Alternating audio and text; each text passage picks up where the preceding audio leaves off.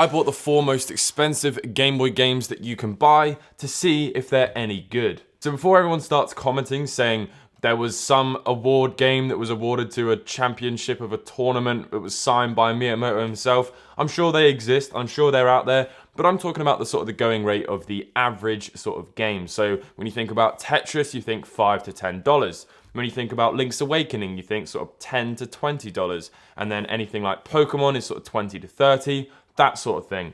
For a copy of this here Trip World, will set you back anywhere between $200 to $300 for the cartridge only. Amazing Tater, again, is a pretty similar price. I'll hopefully be putting up some of the screenshots on your screen right now.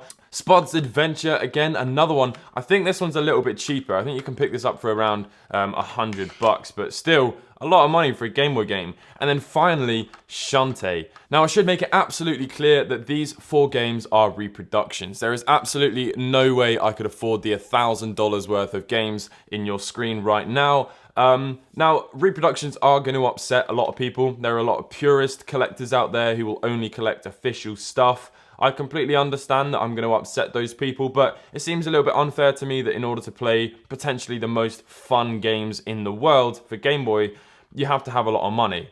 I don't think that's very fair. So if you want to pick these up, you can through the affiliate links in the description below. They're reproduction games. They're not going to be 100% perfect. They may not be as reliable as actually buying the official copy. But as I said, if you want to experience this for yourself, £2 or £3 each per game doesn't seem so bad. So here we go then. We'll start off with Trip World. I think Trip World was actually re-released on the eShop, the Nintendo eShop, which is actually another very viable way of playing these games. If you want to pick them up from the eShop, you can. I don't think you can pick up Spuds Adventure and Amazing Tater. But again, in order to play Trip World, if you're only going to play it on the eShop, that seems a bit unfair too, because a Nintendo DS costs a few $100s, and then this game on the eShop's another 20. So yeah, Trip World, very awesome looking game. The reproduction is pretty sketchy. I probably wouldn't have written Nintendo Game Boy on the top. Usually they just say game, so that is a little bit dodgy. You should definitely not try and pass this off as a real game though. That would be absolutely out of order. So here we go then, Trip World. I've got it set to the grayscale sort of color palette, so we get a more authentic sort of look at what it would have looked like on the Game Boy, the original. And yeah, immediately I'm getting very sort of Kirby vibes. Hi Mom, I'm just filming a video at the moment. Okay. Sorry, bye. Now this game is actually made by a company called Sunsoft, which is a game developer that is pretty common, to be honest with you. So I'm really not too sure why this game was so expensive. I'm not sure if we're going to get some sort of a storyline later on. That would definitely, you know, make this even better. But so far, I have to say I am very impressed. I would really like to see some sort of a storyline. I think if we could see a storyline, that would definitely step this game up even more. But certainly from the standpoint of just a platformer, it's really unique. It's sort of going down we're going down different sort of tiers. As you can see, I'm fighting an enemy right now. It looks like a sort of a rabbit who's flying an umbrella at me. Here we go. Can we take on the boss?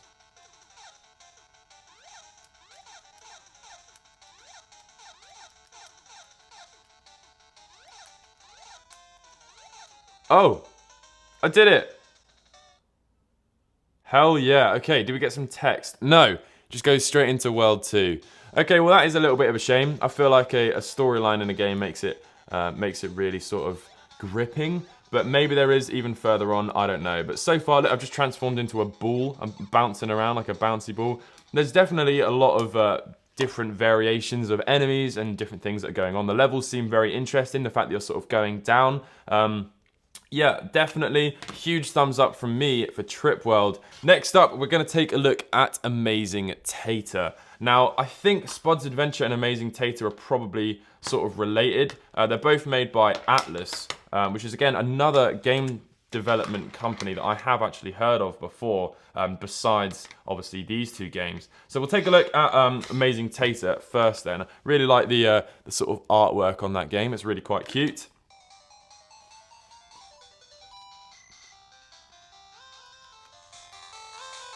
Oh yeah, this music is absolutely incredible. Here we go, press start. Beginner mode, puzzle lesson. Hello, I am Mato Tomato, and I will be introducing you to the beginner mode. This mode was designed to introduce puzzles and to show the gameplay. Let's start. Push the small block on the bottom. Push on the bottom. Oh god, what am I doing here?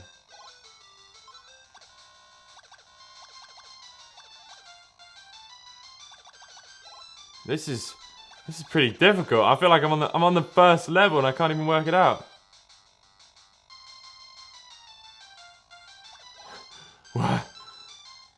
What? Hint, push the small block to the bottom. Push the block on the side to the top. Then you will be able to exit. Push the small block to the bottom. Yes! I did it, but I didn't film it. Oh no. Right, let me retry that. I'll show you what I'm doing. Here we go. So, you move this one to the bottom. The hint is not very good. And then you move that one. Then you move it like that. And then up. And then all the way down. And boom. You get in. I mean, you saw my excitement there. That's a pretty fun game. I don't think there's going to be a lot of variation between the levels. Yeah, they're sort of just going to be, you know, more sort of puzzle levels. But you know what? Massive thumbs up from me. Very similar to sort of Tetris in the sense that you can pick it up and put it down whenever you want, and you don't have to put a lot of thought into it. It's just a sort of a fun little game, puzzly game to play. Huge thumbs up from me. Right, now we need to try Spuds Adventure. Now, this is a game that I have actually played a little bit of before, and as far as I know, it's a pretty weird one. So here we go, Spuds Adventure. Let's press start. Adventure. Oh, my daughter, thou art beautiful. Why don't we find you a husband? Oh, father, don't tease me. What? Ha, you're coming with me, princess. Help, the princess is being kidnapped. And then 3 little vegetables are walking onto the screen. We will go and find the princess. Please make haste, my brave knights. Time has passed and no one has returned. And then here comes Spud. Oh, this is brilliant. I am Spud the Wanderer. I have heard thy sad tale and will help. Thank you, Spud. I will pray for thee. Here we go. The princess is in that tower. And there's the tower. Look, you can see the tower. This is very good. How do I move on from this? Right, we've got 2 lives. Here we go. I've got a little... I can fire something. I'm waiting for the return of the Arnie eggplant. I hope he will be back soon. What? I picked up something. Not really clear on what it was. Okay, I broke a wall. I'm going up some stairs. I killed an enemy. Oh, the enemy came back. Right, that was a dead end. So, this is sort of like a Link's Awakening vibe. But... you kill enemies and they come back and you go upstairs and then you're in another level and here's a person. Oh, do you know the power of Trump Man? Wait, is this Donald Trump? Hello, I'm Devil. Glad you made it. You're just a foolish child. You will never find your way through my tower. Ha ha ha. The music on this one's not quite as good.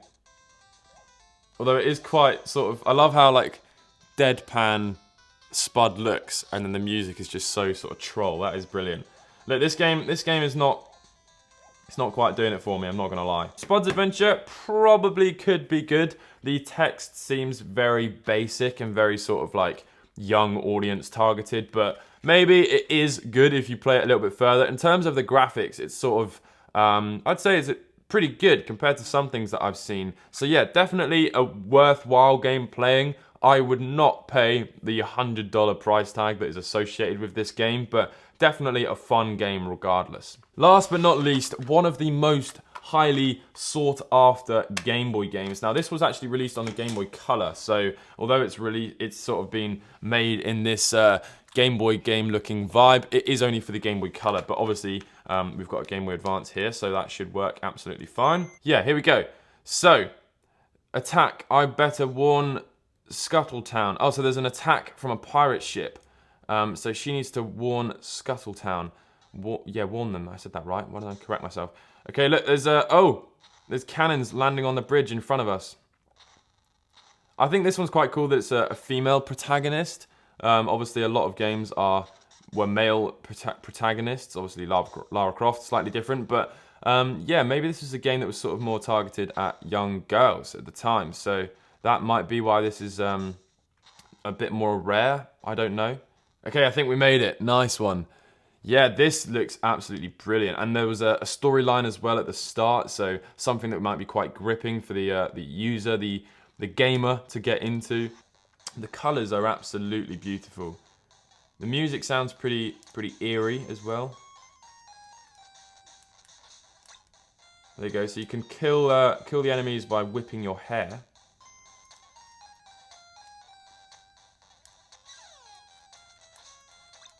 And then they drop something that you're picking up. I don't know what they are. Coins. Oh, they're coins. Yeah, this is absolutely incredible. I can totally see why this is a really popular game. Shantae Mimic.